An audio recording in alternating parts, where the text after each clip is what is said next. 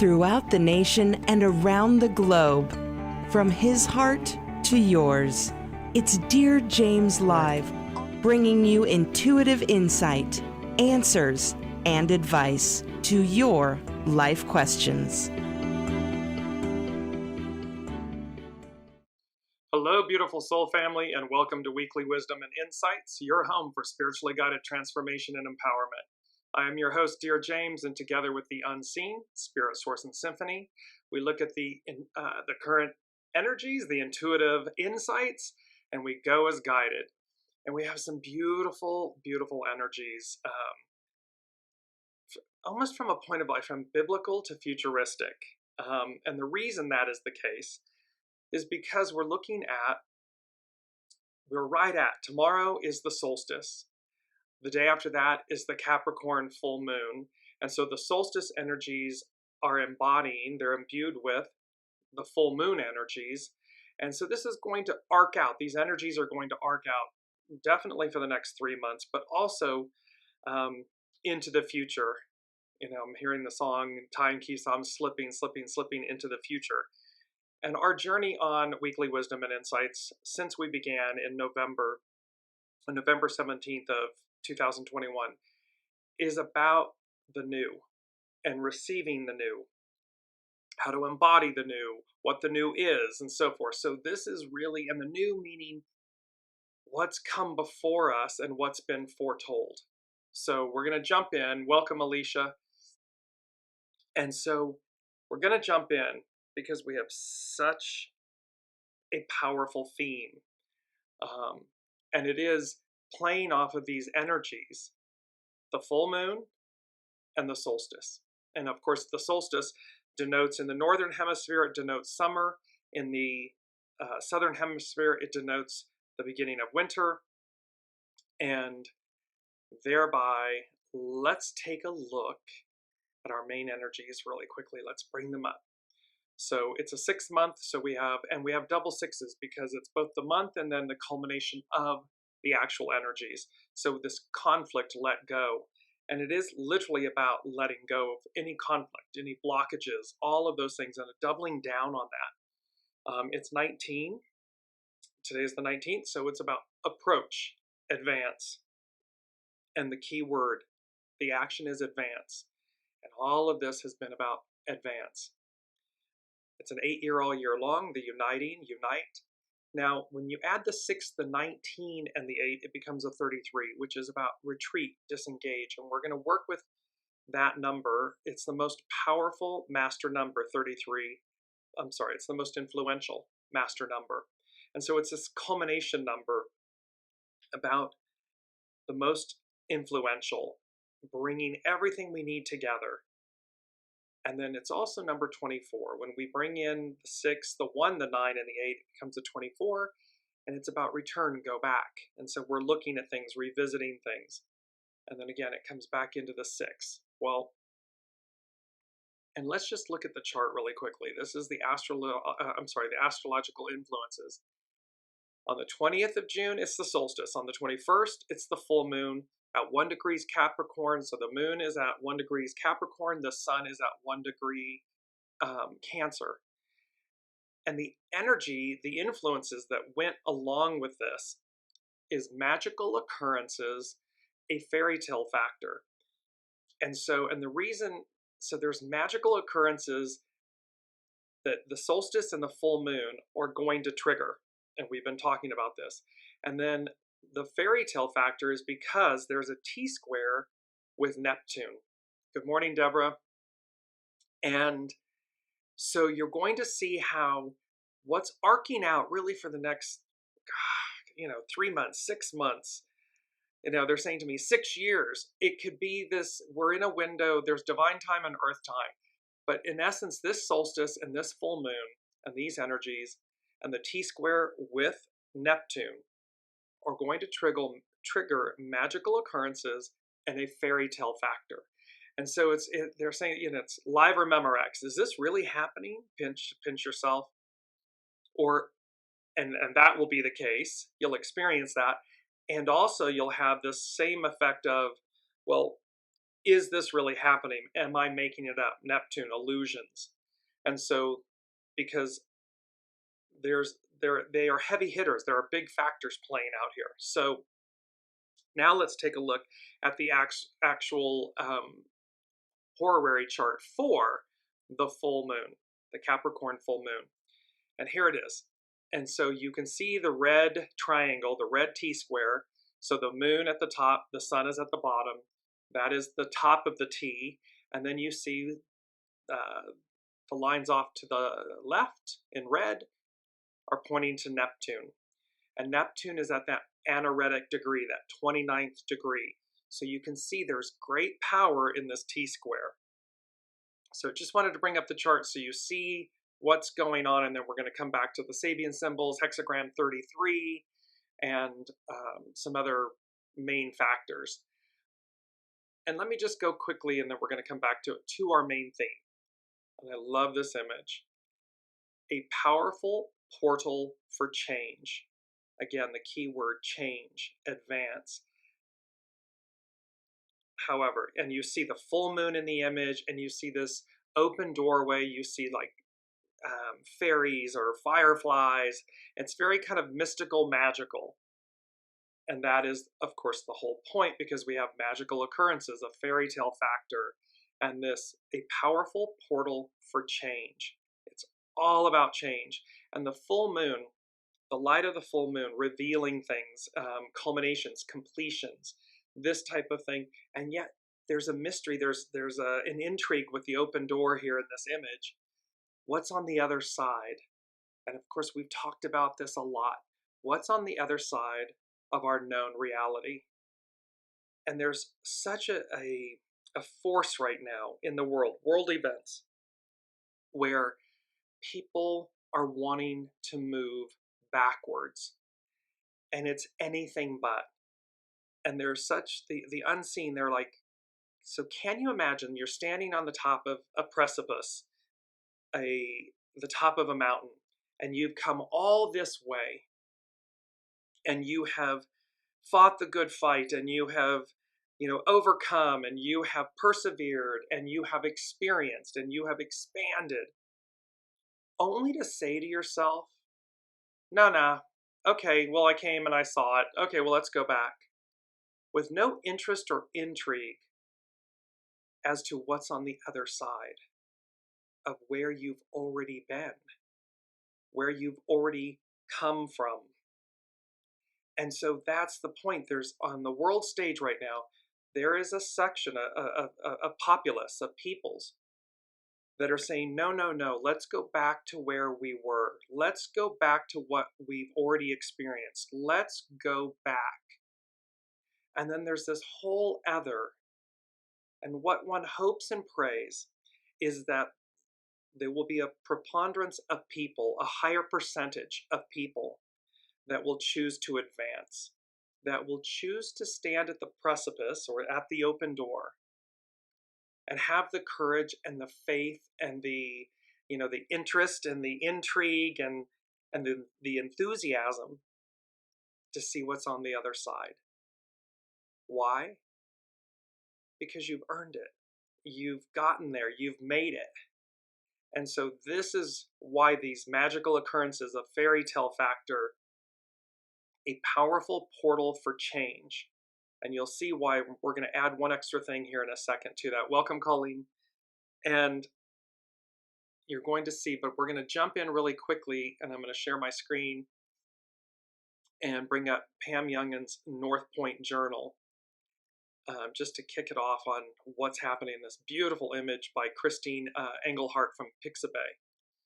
And it's so amazing because this is a little bit like Wizard of Oz, the home on the prairie. Look at it. It's on the precipice, this home on the prairie. And yet there's, if you see really closely on the image of on the top of the chimney, appears to be like a canine, a wolf, and this beautiful radiating moon, full moon, with like the glow of yellow from the sun and the mysteriousness of it. And she goes on to say, so this is from Pam Youngin's North Point Journal. And she says, the Capricorn full moon, the sun enters empathetic Cancer this Thursday, so tomorrow, June 20th. Our central star's change of signs marks the day of the solstice and the start of a new season. Summer in the northern hemisphere and winter in lands south of the equator. Planetary influences in effect at the turn of the season indicate themes that will unfold over the next 3 months. With the full, and again, over the next 3 months, but yes, there's an expanded period here. With the full moon peaking just a day after the solstice, its energies are strongly active at the solstice and therefore will impact our collective experience now through the September equinox. The full moon peaks on Friday, June 21st, when the moon is at 1 degree, 7 arc minutes Capricorn, and the sun is exactly opposite at the same degree of Cancer. This lunation invites us to find a healthy balance between the qualities associated with the two opposing signs, between objectivity and subjectivity. So remember, with Neptune and the T-square, is this really happening versus is this an illusion? Between capability and vulnerability, between our outer accomplishment and our inner nourishment, between fulfilling a sense of purpose and meeting our emotional needs. Pam Youngins goes on to talk about the T-square effect. At the time of the lunation, the sun and the moon are both closely square idealistic Neptune in the last degree, that anaretic degree of Pisces. The three planets create a T-square formation, where the luminaries are positioned at the ends of the crossbar at the top of the letter T, like I just shown you on the chart. The sun and the moon are at the top, and Neptune is located at the base of the stem. A T-square configuration usually indicates tension and frustrations, often due to a lack of objectivity that requires us to grow in some way.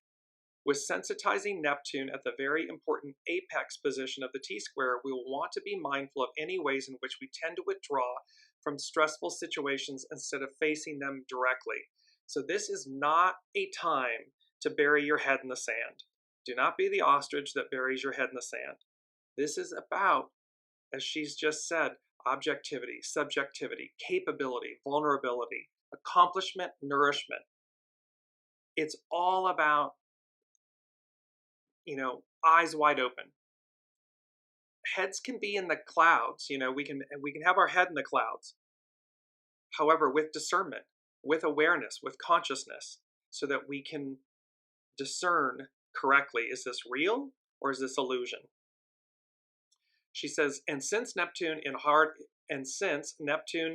in hard aspect, can create a certain amount of confusion or fog, it will be important to gain clarity on our emotions, Cancer, and on our goals, Capricorn, before taking action. So again, this is to be level-headed. We can have our head in the clouds, but be level-headed about it. Be aware. And don't deny things just because it's otherworldly or surreal. Take them in, appreciate them, value them. There's something new on the other side of the door. However, don't also, rose-colored glasses, don't fool yourself or others needlessly. Another challenge of this T-square full moon is not to lapse into wishful thinking or to wait to be rescued when taking responsibility as a more appropriate response. At the same time, we will want to put as much time and attention into self-care as we do into taking charge of the situation. So this is about nourishment. This is about care, consideration. However, the real big energies at play, a powerful portal for change. This isn't just your everyday, every year, every season solstice/full moon. The two are a day apart, and there's magical occurrences and a fairy tale effect about it. And this need to advance, to release these energies. And I'm stringing this out just a little because I want to set the tone for everything. So this is from Lena Stevens with The Power Path. And she says, this year, The mid-year solstice and the full moon are very close together, creating a powerful portal for change, manifestation, healing, and expansion into true purpose and great support for your next step in life, whatever that may be. So this is setting up this huge portal, this powerful portal for change, manifestation, healing, expansion into true purpose and great support for your next life step, whatever that may be. And there's a beautiful quote coming up that's all about taking, the power in the small steps. If you are in the northern hemisphere, the expansion is external. We're going to feel it externally in the northern hemisphere.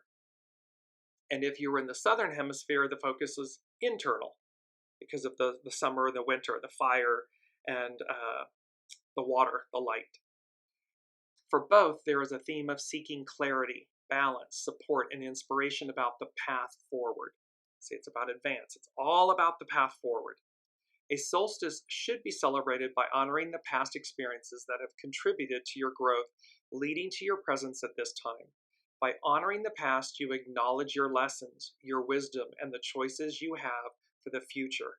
See, it's about owning where we've been. It's about acknowledging it, learning it, utilizing discernment, moving forward. It is not about going back, trying to hold on to the past, being afraid of the unknown, on what's the other side of this peak experience, of this mountain. And to use, I love this, her talking about to use your lessons, your wisdom, and your choices. There are no mistakes. There are no mistakes. There's only choices. And so it's, what were our choices? How do we learn from them? How did they serve us? And how do we ensure that those choices and the wisdom that we gain from all of it sets the tone for our future? The Unseen is just reminding, Shirley MacLaine has this beautiful, when she first embarked on her spiritual journey, she said, I had this profound realization that if I've been here before, meaning earthly experiences, incarnations, so if I've been here before, and I'll most likely be here again, her soul will be here again, what I do in this lifetime matters. And it's such a powerful truth. And so this is applicable as we move forward. Lena Stevens goes from the Power Path, goes on to say, this solstice is supported by the full moon in Capricorn that invites us to step into a larger container of expansion, a larger container of expression that also comes with greater responsibility. It is a good time for a bid of, it is a good time for a bid for power that you have been contemplating for some time. So expansion, taking the reins, leveling up, stepping into uncomfortable situations before, and how by doing so, it does come with greater responsibility. With great power comes great responsibility. Well, but it's because it's expanding us. This could be around relationships, projects, life choices, internal or external change, or simply working with manifesting some of your more important intentions. So it doesn't matter whether it's a job or a business or a relationship or some form of interaction. The point of this full moon and this solstice is about advance, expansion, greater responsibility. This bid for power, meaning not over others, but bid for power within ourselves, empowerment. That we level up and that we're not only okay to do it, we welcome it. We step up. Okay, soul, what did I say I would do? Okay, now let's meet the moment. Let's rise to the occasion. Let's walk through the open door. Let's see what's on the other side of this journey that I've been traveling. It is also a good time to revisit your current responsibilities and restructure them based on new clarity and wisdom that shows you what is in yours and shows you what is yours and what is not. So it's like, this is also this opportunity to realize, to take stock and say, how do I want to recreate myself, my journey, what's on offer for me. It's not about status quo. It's not about going back. It's not about doing the same old thing over and over and over again. It's anything but. She goes on to say, there may be many things on your plate and you may be feeling overwhelmed, and it's something to process. But just remember that Spirit never hands you more than you can handle. Focus either on what you are learning or how these times are stretching your container and making you more powerful. Weekly Wisdom and Insights, your home for spiritually guided empowerment. That is what we're looking for here. It's all about empowerment. It is always potent and inspiring to think of what you are leaving behind in order to make space for growth, expansion, and manifesting something better for yourself. The emptying of the vessel. And it's not to be afraid of emptying the vessel or letting go of a person, a place, a thing, a relationship, a way of being, a story, a script. It's purposeful. It's empowering to let them go and not to be afraid of it. Yes, it can be scary, but the point is, how empowering is it? Just going to bring up our main theme image, a powerful portal for change. Well, how empowering is it to walk through that portal, that open doorway of change? And it's change in capital letters, because remember, it's about tower moments. Here's the image of the tower again. And the tower, hexagram 51, the tower, it's divine and neutral. So no matter how the tower, the movements, the things that are holding us back or that are helping us to advance, tower moments are positive. They're not a negative. It just, you'll experience it depending on how in the flow you are with everything. And thereby, but we're invoking tower moments. We're invoking advance. And with the High Priestess, she is the keeper of secrets, the keeper of divine wisdom. And she's meting it out. And she reveals. She reveals what has not been seen yet or seen before. So now let's move into, because this is where we tie the main theme, a powerful portal for change. And then the unseen said, alas, a new dispensation. So they put this together, a powerful portal for change, alas, a new dispensation. And I had to look this up because I wanted to see what exactly is the unseen speaking to when they're referencing, alas, a new dispensation. So dispensationalism is a theological framework that views history as divided into distinct periods in which God interacts with humankind in specific ways. Each of these periods is known as a dispensation. The defining characteristics of a dispensation are the distinct governing relationship in which God interacts with mankind during that period, and the resulting responsibility placed upon mankind in that period. Evangelical Christians generally agree that there are distinct periods in, quote, God's plan for humanity.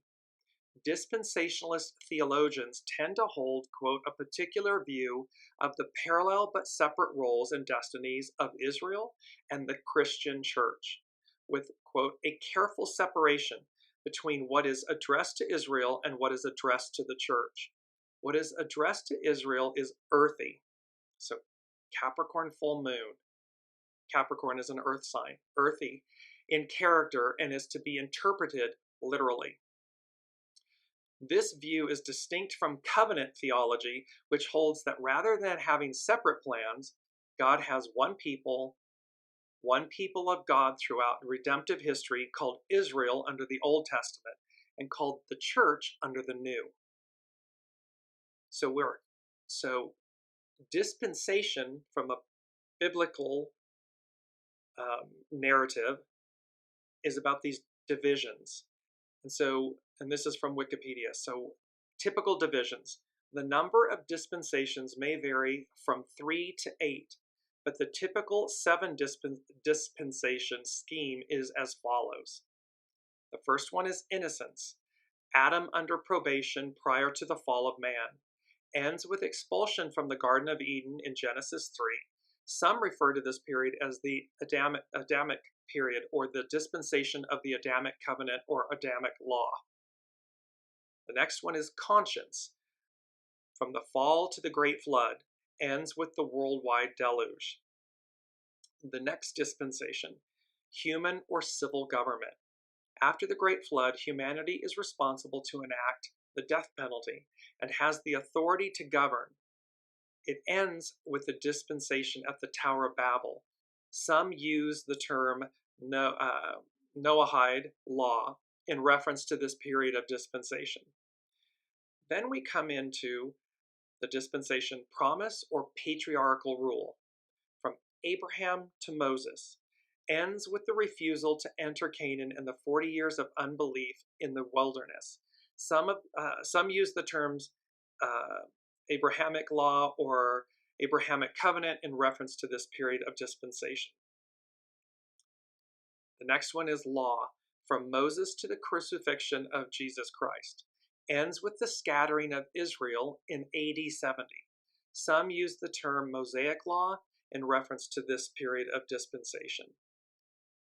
The next one is known as grace, from the cross to the rapture of the church, seen by some groups as being present in 1 Thessalonians and the book of Revelation. The rapture is followed by the wrath of God constituting the Great Tribulation. Some use the term age of grace or the church age for this dispensation. And the last one in the seven schemes, if you will, is the millennial kingdom, a literal 1,000-year reign of Christ on earth, Revelation 20, centered in Jerusalem, ending with God's judgment on the final rebellion.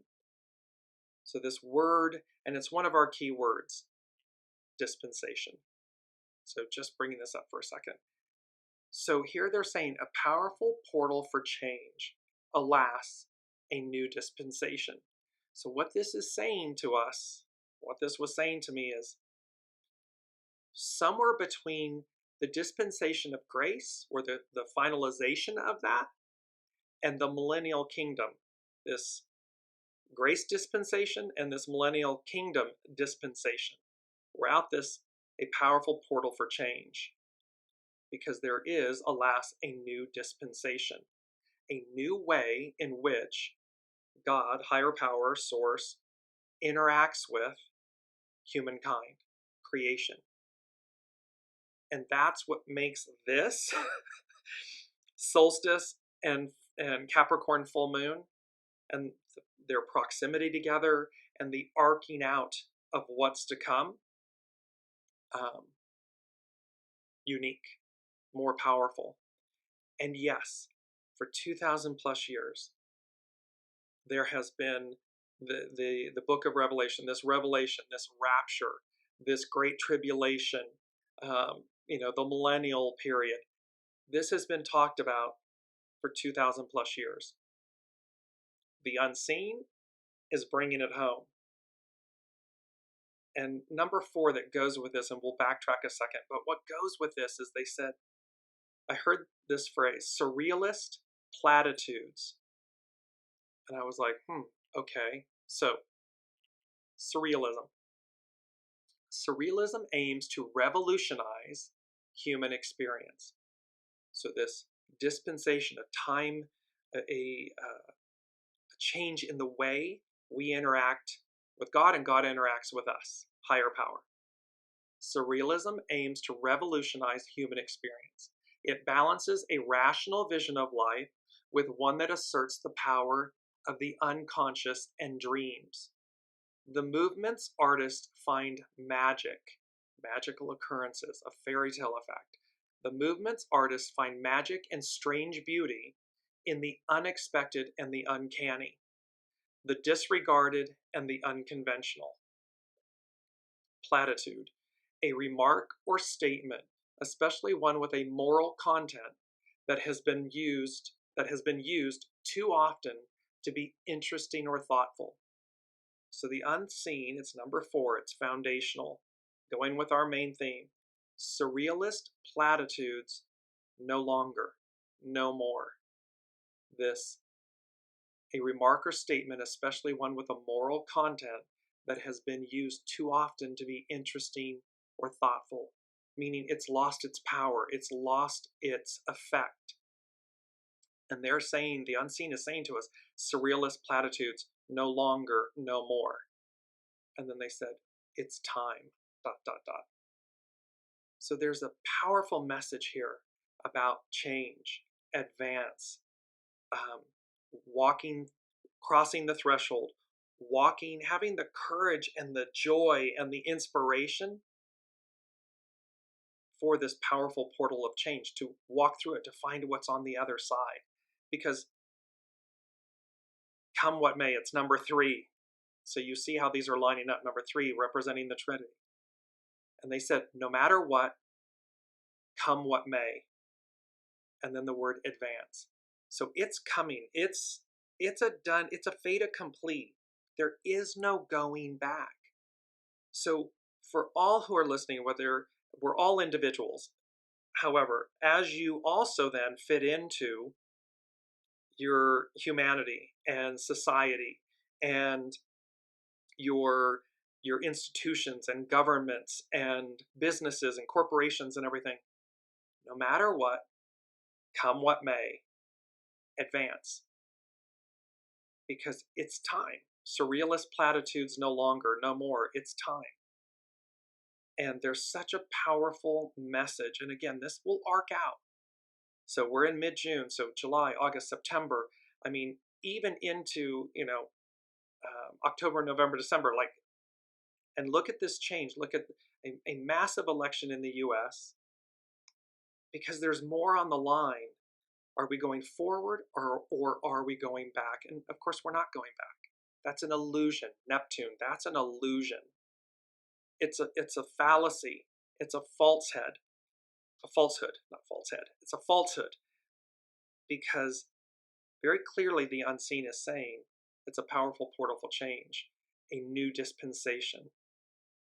Surrealist platitudes no longer, no more. It's time.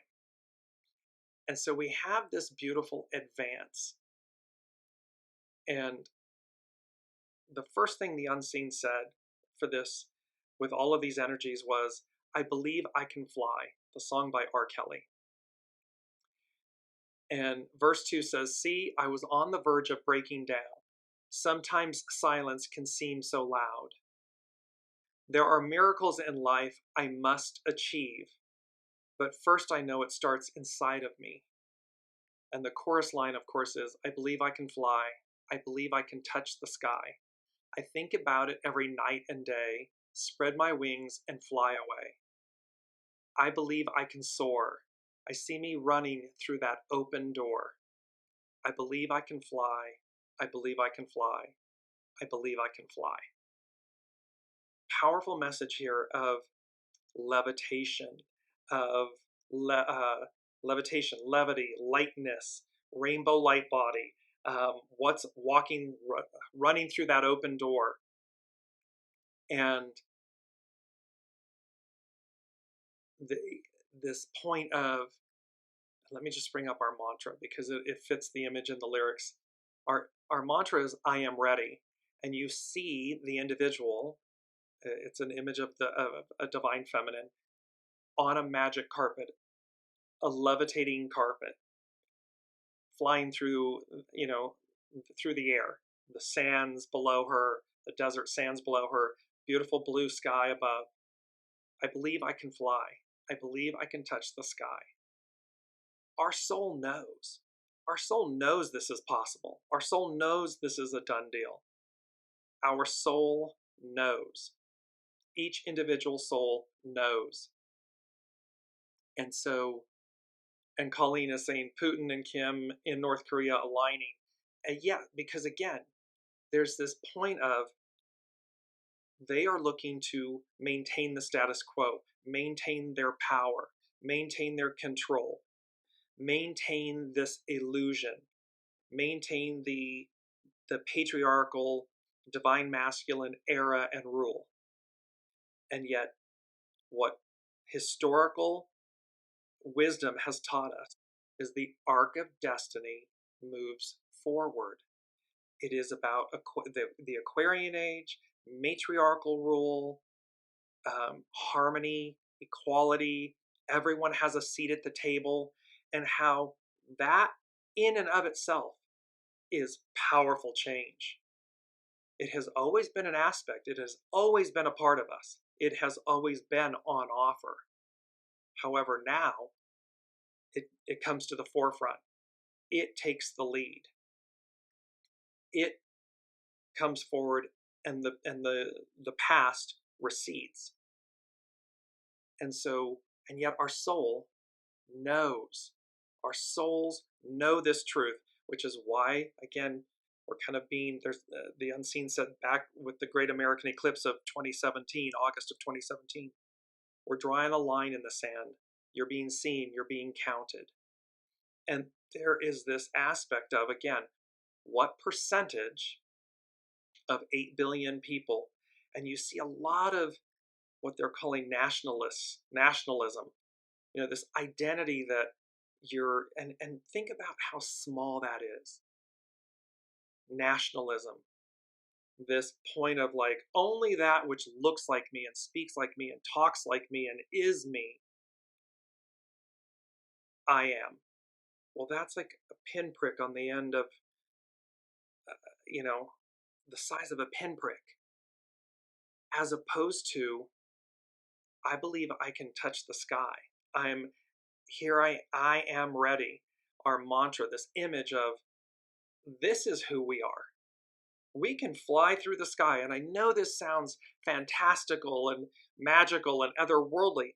However, it doesn't make it any less true. Just because we've been grounded, we've been in this, and we're having, quote, an earthly experience, doesn't mean that we should negate our divinity, our divine nature, our divine capabilities. Because I'm going to bring up our first quote. I'm going to take it out of sequence, but the image is so powerful. Purple denotes royalty, so divinity, royalty. And it's an image of DNA. And it says, things do not remain forever in their place. The whole of creation, the cosmos, Earth, in human beings, we're all evolving, advancing. And it has been recently, in the last 5 years, I believe, maybe in the last decade, but it's in the last 5 years, this God strand of the DNA, or this 13th element, I believe. So something can awaken within us. Things do not remain forever in their place. And this image of the human DNA, which means there's something within us that will be triggered, activated, that will advance us, because it's all about right time. No matter what, come what may, advance. In concert with that, the second thing the unseen said was, it's literally the song Somewhere Over the Rainbow. So what I heard was, somewhere over the rainbow, bluebirds fly. And then in quotes very loudly, they said, so can I. So that's the whole moral of that beautiful song from The Wizard of Oz and Dorothy and so forth, is somewhere over the rainbow, bluebirds fly. And in the lyrics, it's, why can't I? What the unseen is saying to us is, so can I.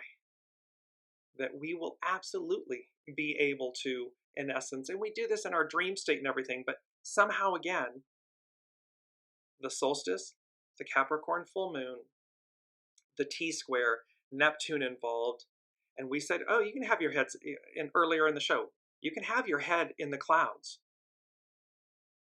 Daydreaming, being somewhere over the rainbow. It's just to do so with awareness, consciousness, discernment, so that we recognize what's real and what's an illusion. Powerful. It's a powerful show. I was traveling, I got back late, and I was like deciding whether I was doing the show or not. And I'm so glad that we've come together, because this is exactly, this moment doesn't come again. It won't come again.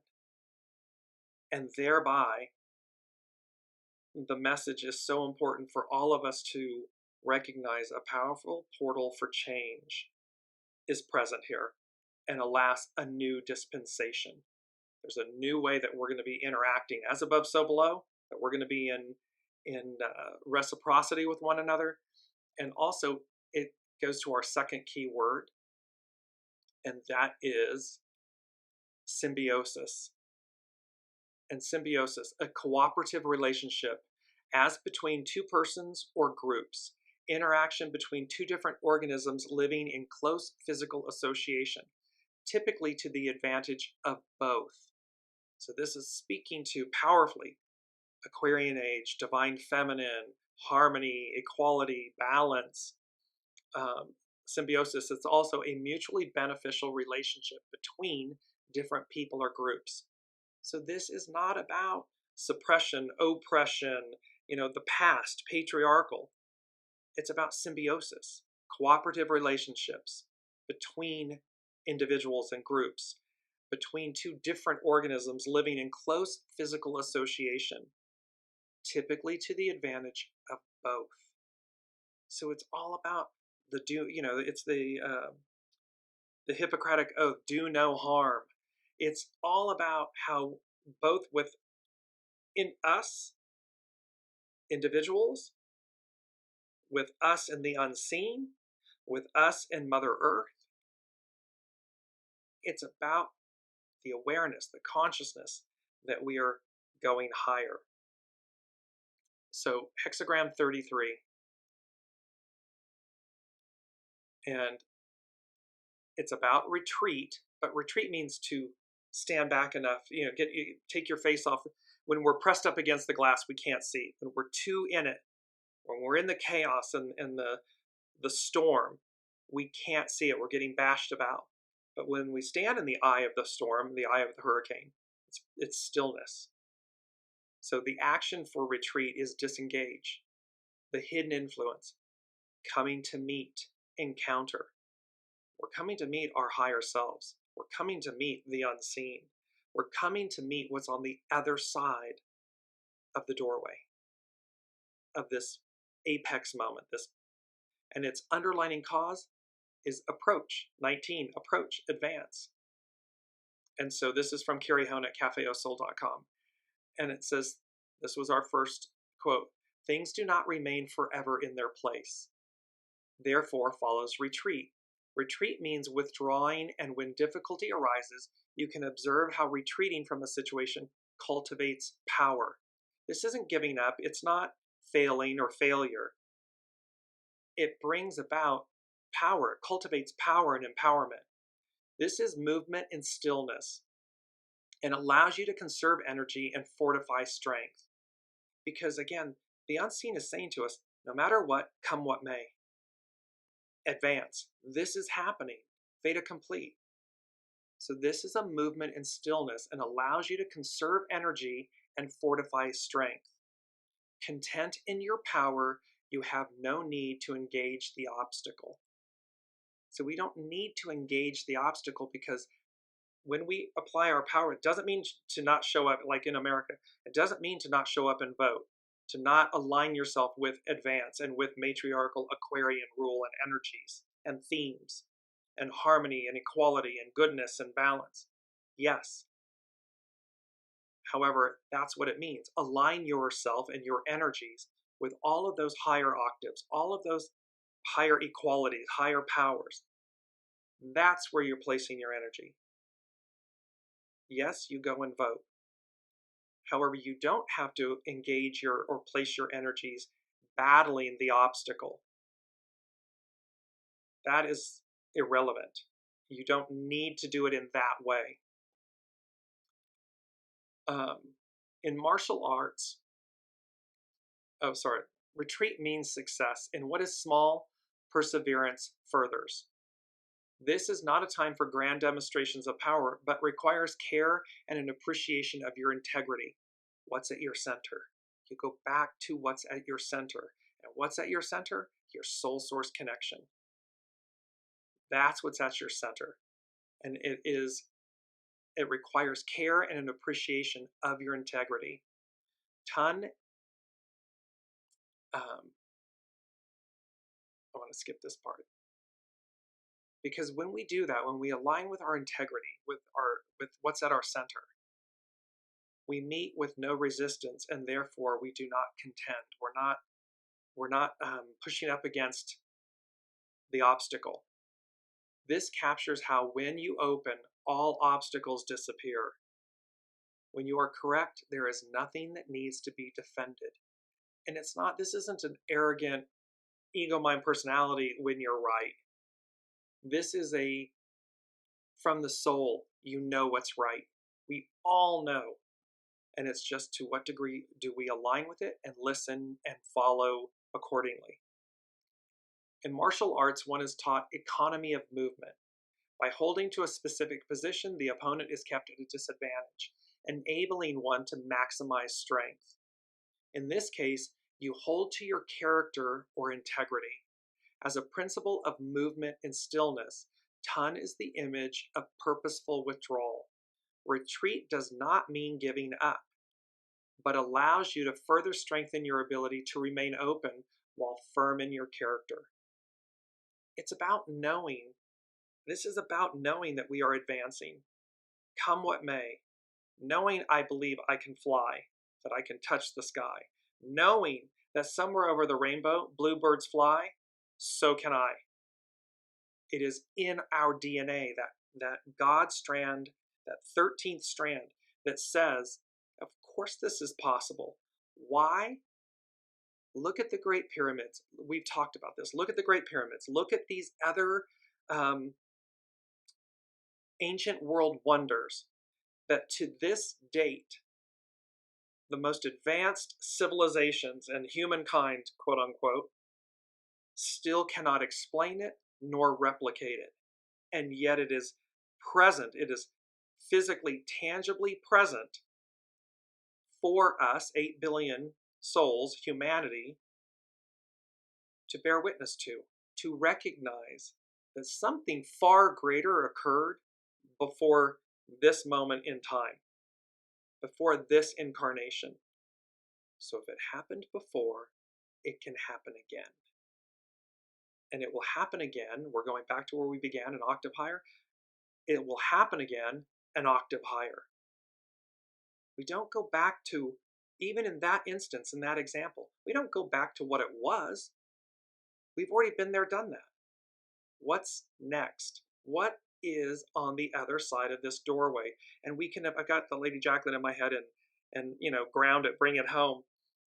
It doesn't matter. It's like, how do we approach something quote unquote old, existing, or in a new manner, in a new way, so that our experience, we expand our vessel, we advance, we see things with new eyes, or with magical occurrences and fairy tale-esque adventure, because it's new. Coming up against any barrier, engaging the obstacle always gives it more power. So our focus shouldn't be in what we're against. Our focus, our energy should be in what we're for. The wise meet all opposition with a quiet mind and open heart. Then all opposition naturally disappears. Without doing anything, nothing is undone. When you do something, you may create action that can trigger endless reaction that may need to be undone. This is the great power of not doing. So this retreat, this not doing, so that eyes wide open, consciously aware and aligned, we have greater discernment, which means we have greater empowerment, greater power. Purposeful withdrawal can disconnect you from a charged situation that might deplete you of your integrity. And this is our second quote. Perseverance in small matters brings success. This is about taking the next step. A dear friend and colleague met a gentleman who had been in the Holocaust. He was a young boy at the time.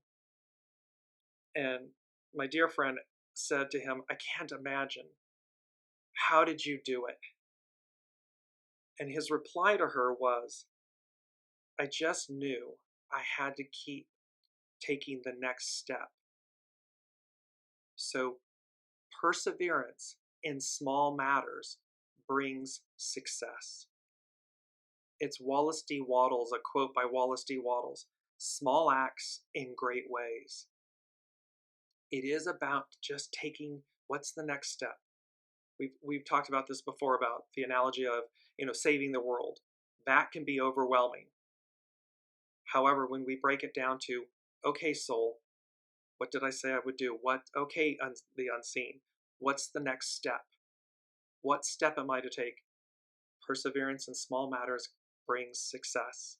In the small matters that take place within, integrity fortifies character so that your nature remains incorruptible. It's our mantra. I am ready. And look what we're capable of. Look what you're capable of. You're capable of flying on a magic carpet, on levitating. It is thought very strongly that this is how the pyramids, the Great Pyramids, these bases, I believe it's to to Apollo, where they revered Apollo. Massive, ton foundation stones in both examples that are so closely laid that you can't slide a piece of paper through them. And yet we can't replicate it to this day. It's not possible. There's no crane, there's no equipment, modern day equipment, that can replicate that. But there's all kinds of scientific theory that says that somehow through sound, tone, things can levitate. Things can be, that are massively heavy, can be lifted and moved into place effortlessly. Observing nature, you may sometimes feel that things are not what they should be. Yet eventually you recognize how nature too turns back to regenerate, rather than always displaying obvious forward growth. Even while you are open to growth, turning back is also a pathway forward. The sheerest whiteness seems sullied. The great vessel takes long to complete. The great vessel holds your tay as you travel through the river of life. So hexagram 33, this retreat, disengage. It's an awakening. It's a call to action for us to recognize where we're placing our energies. Is it what we're against or what we're for? Place your power, your focus, your energy, your alignment with what you are for, where you are going. And again, in the analogy of voting, cast your ballot, and then continue to move, because that too is an act of what you're for. And then continue to move forward. With the SABIAN symbols, we're going to just cover we're going to do this in the Reader's Digest version, as they would say. So with this full moon, Capricorn full moon, and the solstice, one day apart. And I'm just bringing up the actual horary chart for the Capricorn full moon and the solstice. You see it on your screen with this T-square. The sun at the bottom of the chart, a man on a magic carpet hovers over a large area of land. You honestly can't make this stuff up if you tried.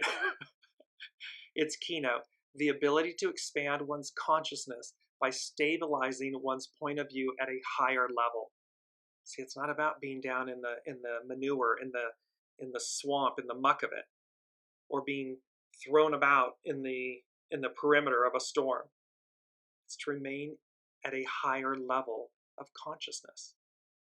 This second stage symbol establishes a contrast between a stabilizing new allegiance, which limits the will, and the capacity to envision life from a wider perspective, thanks to which many lives are seen to converge upon the raised consciousness. This, in the analogy, 8 billion souls on the planet, and that God willing, the unseen higher source, there's a greater percentage in that category that envision life in a higher octave, and that they converge upon this raised consciousness, meaning these many lives, these many souls converge and come together to deliver us over the hump, to deliver us to what came before. What's before us, what came before, and what's before us. At this stage, one realizes that by giving up an indefinite search for two-dimensional extension, one gains elevation into the third dimension of consciousness. Gaining, expanding, advancing. This is the symbol for the sun. For the moon, 3 rose windows in a Gothic church, one damaged by war. The keynote is the necessary realization by any individual making a violent use of collective power that it will lead to the inevitable destruction of some of the values ensuring group integration. So this is, yes, as Colleen's saying, to deliver us from evil. Yes, this symbol for the moon, this Capricorn full moon, it's saying that when we utilize collective power in a negative way, in a shadow aspect way, inevitable destruction of some of the values ensuring group integration occurs. This second stage symbol contrasts with the preceding one because it opposes the power to destroy to the power to build. The capital, like what we capital as in currency, the capital of group energies is partially squandered in armaments and death. This speaks to waste is the opposite of group integration. So here the moon is highlighting the waste, because what's on offer? The power to build. Group energies coming together, uniting, unite. And when we don't do that, we create waste. We waste our potential. We waste possibilities. We waste resources of Mother Earth. We waste things. And so remember these, the sun, the moon, and Neptune are creating this T-square. The Sabian symbol, this is from Dane Rudyer and Astrological Mandala, all of these Sabian symbols. For Neptune, a majestic rock formation resembling a face is idealized by a boy who takes it as his ideal of greatness, and as he grows up begins to look like it.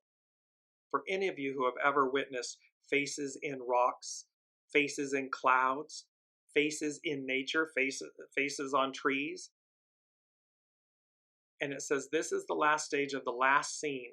So this is Pisces 30. It completes the astrological wheel before we commence Aries 1. So this is the last scene of the great ritual play of cyclic transformations. It brings to us a realization of the power of archetypes as factors conditioning life processes. The power to produce and guide. In a biological sense, it is the power latent in all seeds, the power to produce and guide the growth of the future plant. So something within the plant, something within us, God strand, DNA, 13th strand that has yet to be activated. A most fitting symbol for the last phase of the cyclic process. Within the end of the cycle, the seed of a new beginning exists in potency, in power. Alas, a new dispensation, a powerful portal for change. Unless the entire cycle has proven to be a failure. Well, we know by experience that the entire cycle, this current cycle, the previous cycle, hasn't been a complete failure. There are many great things that have come from it. And there are many things that we're being shown that aren't great, that didn't work. And thereby, we have this opportunity for advance, for change. So with all of that, because I'm mindful of the time, and I will post the remaining Sabian symbols and everything, it's number 5 from the unseen, and 5 denotes change, and it was that single word, change, all in capital letters. The unseen, the God, Allah, Buddha, all that is screaming at us, or screaming to us, for us.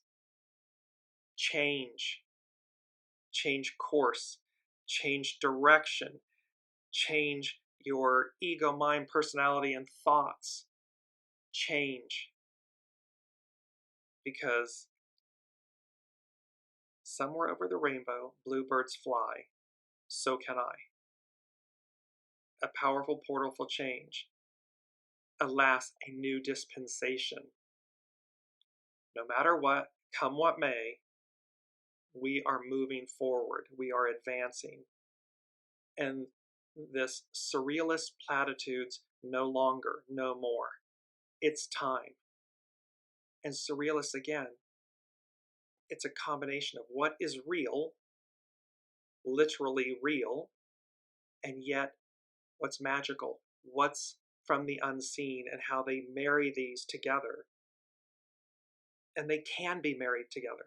It's not one over the other, but it's also, because that denotes extreme, and it's also not only being in what's tangible or real, to the exclusion and detriment of the unseen, and also then shadow aspect, not living in illusion and delusion.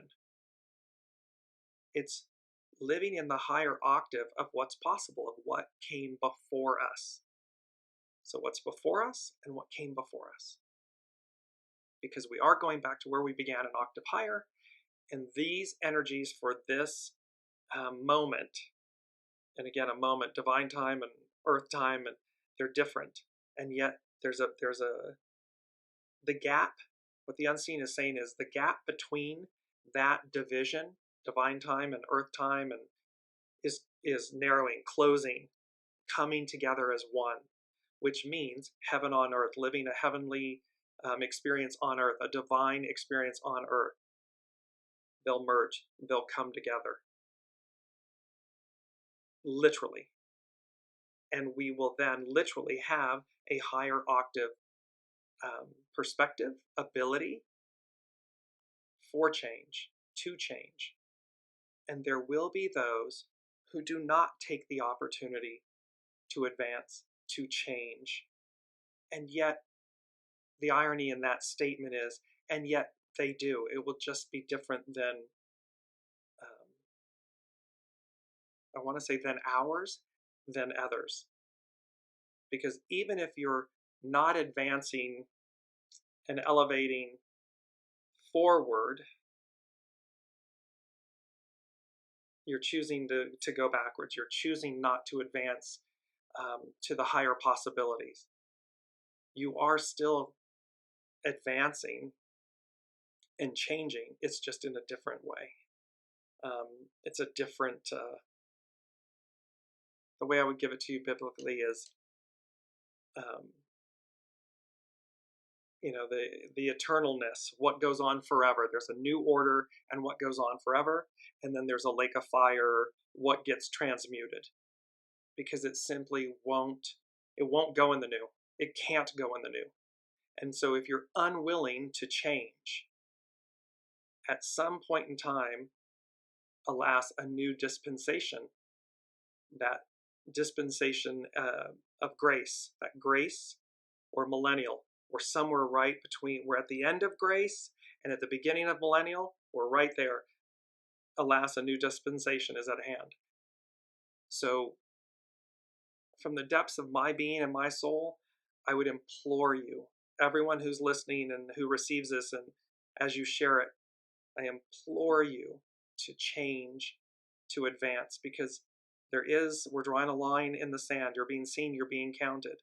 And up until that last moment, that last breath of the old order, you are able to change. You are able to choose to advance into eternity, if you will.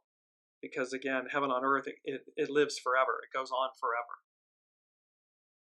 The old, anything shy of that, doesn't go on and live forever. It goes to the lake of fire and it gets transmuted. Change, choice, deliverance. So, cannot wait to see.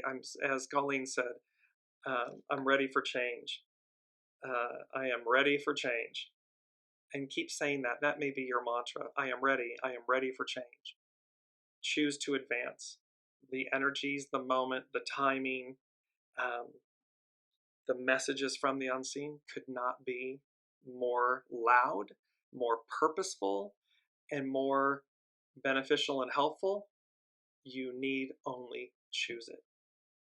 So until next week, we will leave you there with all of that to ponder, because it's big, it's weighty, it's intriguing, and it's so exciting. So can't wait to see you all on the other side. Until then, be well. We'll see you next week. You've been listening to Dear James Live. Gain intuitive insight, answers, and advice to your life questions, and so much more by tuning in next week and visiting DearJames.com.